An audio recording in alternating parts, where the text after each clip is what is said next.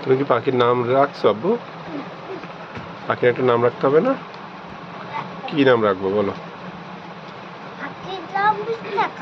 পাখির দাম 20 টাকা। 20 টাকা তো পাখির দাম না। পাখির একটা নাম রাখবে না আব্বা? পাখির কি নাম দেবে? পাখির নাম কি দেবে? মিঠু আর টিটু। একটা টিটু আর একটা নাম মিঠু। হ্যাঁ, বাজিগর পাখির নাম রাখছে সাইফুল্লাহ, মিঠু আর টিটু।